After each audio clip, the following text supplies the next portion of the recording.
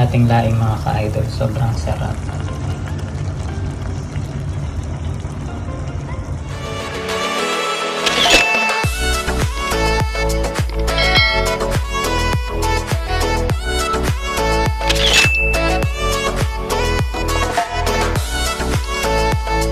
Hello po mga ka-idol, magandang araw po sa inyong lahat at ngayon ay pagluluto ko kayo ng laing. Ito po yung mga ingredients ng ating laing. Siyempre yung taro leaves o yung dahon ng gabi. Ito yung gabi, siyempre i-slice natin siya ng maliliit, ayan pa-cubes. Pork, pansahog po natin, mga nasa 1/8 lang po ito. Siyempre yung ating gata, ito yung meron tayong pure gata at meron din tayong gata na nasa lata. Mas masarap, mas maraming gata. Siyempre seasoning, salt, lalagyan natin siya ng 1.5 lang po ng spoon ng salt. Mantika, yellow bell pepper, at syempre dito ko na nilagay lahat ng mga kamatis, ginger, garlic, onion, and chili. So mas masarap pagka maanghang talaga yung ating laing. So ayun po, sisimulan na po natin yung pagluluto. Hello po mga ka-idol. So unang gagawin natin, ilalagay natin itong karne. Ayan. Ano lang natin siya. Ayan, papamantikain natin siya.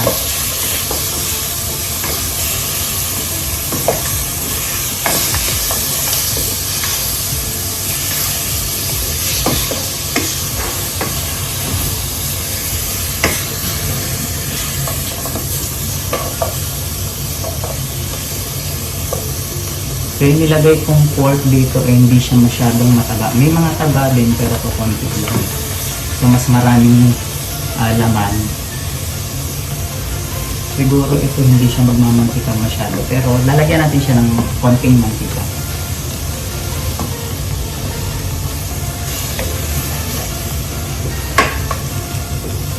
Ayun pa mga ka-idol, after 5 minutes hindi pa rin siya nagmamantika. Pero lalagyan natin siya ng konting mantika para makikita natin yung bawang sibuyas. Hilid lang natin yung lalagyan natin siya ng konti lang.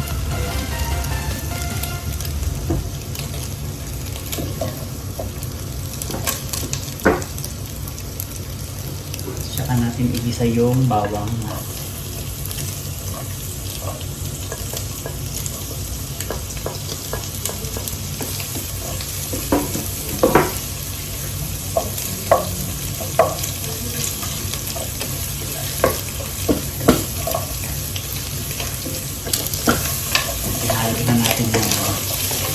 Yung ating karne.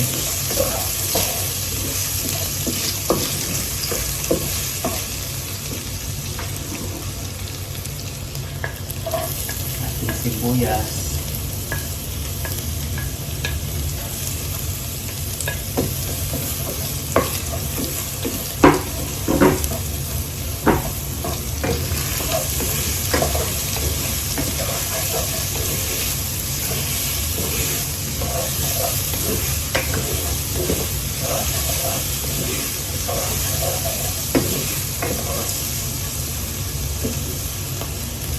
Ating kamatis at ginger. Lagyan na natin lahat.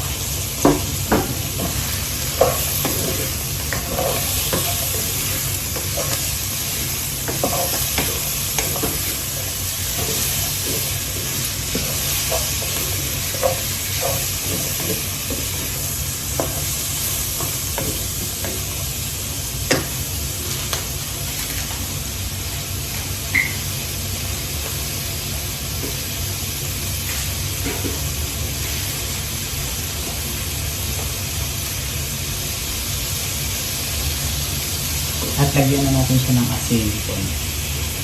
Ayan. Tatansyahin lang natin. Ito siguro mga kalahati ng kutsara lang yan.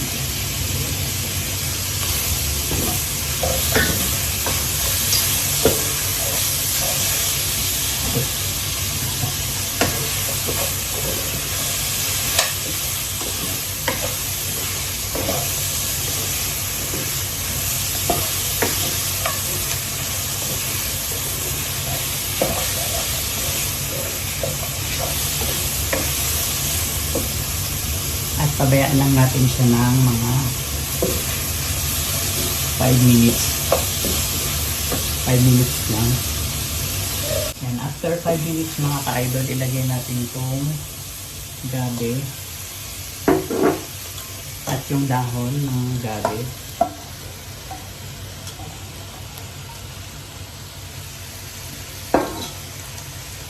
At isang basong tubig muna mga ka-idol. Papatuyuin natin ito. Kakalambutin natin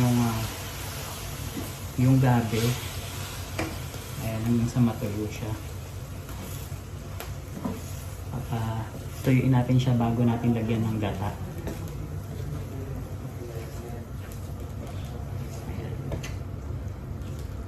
So, pag nakita nyo medyo kulang siya, no? Kasi kailangan natin mapalambot tong dahon. Haluin natin. Pag kita nyo kulang pa, dagdagan natin ng mga so 2 glass of water. Ayan. Tapos patutuyuin natin siya. Ayan. Hayaan lang natin siya ng mga 20 minutes. Ayan, 20 minutes. Tapos balikan natin siya. Ayan po, after 30 minutes, kulang yung 20 minutes. So 30 minutes natin siyang pinakuluan. Medyo natuyuan na siya ng sabaw ng tubig. Pwede na natin ilagay itong gata. Tagal-tagal itong gata na ito. Hanggang mag-ano siya, ayan.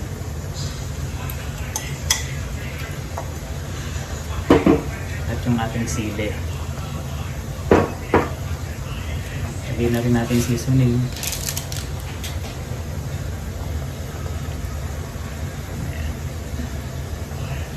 Tapos pabayaan natin uli siya ng 30 minutes ulit mga ka-idol. Welcome back po mga ka-idol. So ito po after how many long years? How many long years na? Joke lang. So ayun po, more than 30 minutes po natin siyang pinakulan ulit mula nung nilagyan natin siya ng gata. At syempre may inaasam kasi akong texture nito, yung sobrang lambot talaga niya. Ito parang ganito. Ayan, parang ito pwede na siya. Ayan, at medyo na siya, yung wala, ayan, konti na lang yung kanyang sabaw. Yan, pwede natin siyang dagdagan ng patis para medyo masarap ang ating, para sumarap-sarap ang ating lutuin ngayon. So ganyan lang. Para hindi masyadong maalat.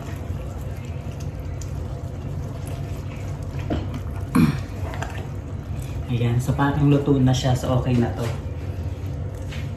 Ayan, at ang ating yellow bell pepper. Ayan.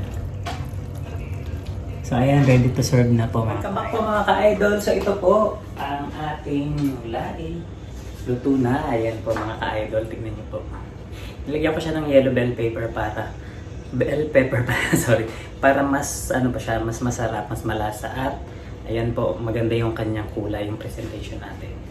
So ayan po, maraming salamat po sa inyong lahat mga ka-idol. Sa mga hindi pa po nakapag-subscribe, ayan, subscribe na po kayo sa aking YouTube channel, Yahay ni G-Boy, and hit the bell para ma-notify po kayo sa aking mga susunod na pang-i-upload na video. Ayan po, maraming salamat po.